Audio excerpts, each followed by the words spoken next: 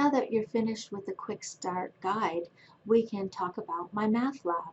You can go directly to my math lab by typing my math lab in your browser, or we can connect with the link here with my math lab website. So I'll click the my math lab and you'll sign in to your account. You will see a box with the course Math 104 online, and what I'm talking about with left side menu are all of these items on the left side. This is what you will have access to. Once you're logged into your course, you're going to have a welcome box here, and it is highly suggested that you do this browser check. That way you'll be sure that the computer you're using, your own personal computer, has the correct software installed. So if you click the browser check, it will tell you something about Adobe Reader and the Wolfram CDF player. So make sure that you install those. And there's a link right here to install it if you don't have it. Sometimes I'll have announcements here, and if I put an announcement in my math lab, I also choose to send it as an email. So you'll have two different ways to get the announcement, by either checking in my math lab or your email. So do check your email, your ENMU email, on a regular basis. If you need extra help, there is a link here for Pearson tutoring services, but that is at an extra cost, so you probably want to use tutoring here from ENMU, or feel free to send me an email and I'll respond to you. Looking at the left side menu now, you can see that there is something called Math 104 information, and this is where you're going to be able to access the syllabus for the course. You can access it in Blackboard also, but the teacher page here, how to contact me, is all here, and it goes on to other pages, so don't forget to drag that bar down. Grading policies, late submission policies, and university policies are all here. So do be sure to read these documents. Even if you're not going to print them out, you have a quick way to access them. The objectives for this math course are all included as well right here, and there are several. So you can see we're going to be very busy this semester to cover all of the objectives for the 4 chapters that we're covering in the course. The schedule is basically our calendar, a day by day, or for online, I've set it up so that it is a week at a time. Since we have weekly due dates, which is going to be the Sunday, 11:59 p.m., I've gone ahead and written in the due dates. And there may be an occasion where I might extend a due date depending on if people are having difficulties, or if I feel we need to really spend more time on a given topic. So do check due dates. My math lab homework and quizzes have due dates attached to them, and that will always be updated. So that's the best place to look. And we'll take a look at that in just a minute. So the calendar for the entire semester is here, and you can see that there are exams highlighted, so you'll always know where the exams are. We have an exam for each chapter we cover, and of course the final exam. And for the online course will be a window of times, a couple of days of time that you will be able to access and take that final.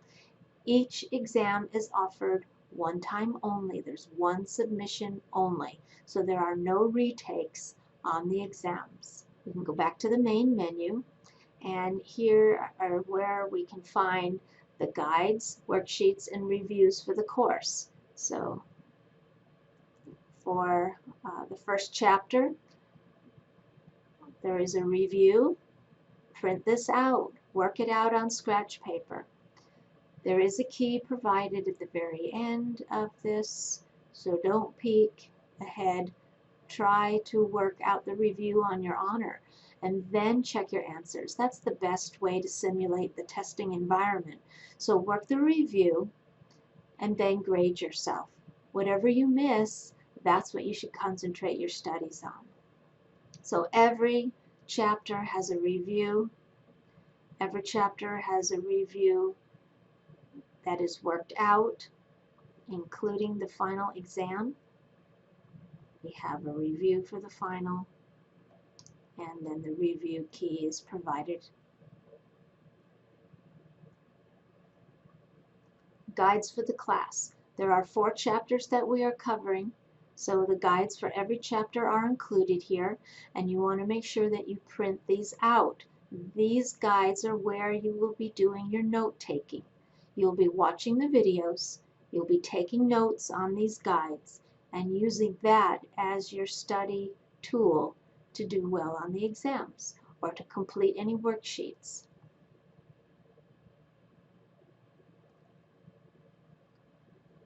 There is a worksheet here for Chapter 1. It's called Complex Fractions Worksheet. So this is what you'll be printing out. You'll be working it out. You'll be scanning it as a PDF and submitting it in Blackboard. The other worksheet for Unit 1 is also here, and it's called Rational Exponents and Radicals. So again, you'll print it, you'll work it out, you'll scan it, and then you'll submit it in Blackboard for me to grade. Going back to the main menu, the video lectures. For most of these links, you're going to find my videos for the content area.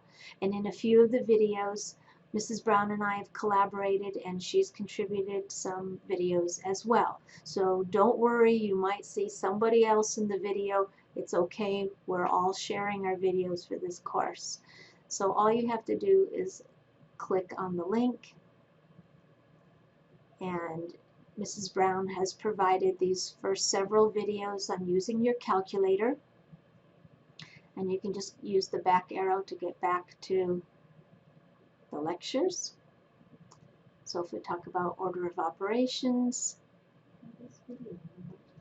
here's the video, and the nice thing about this is you can watch it as many times as you need to. You can pause it for note taking. You can go back to the video list.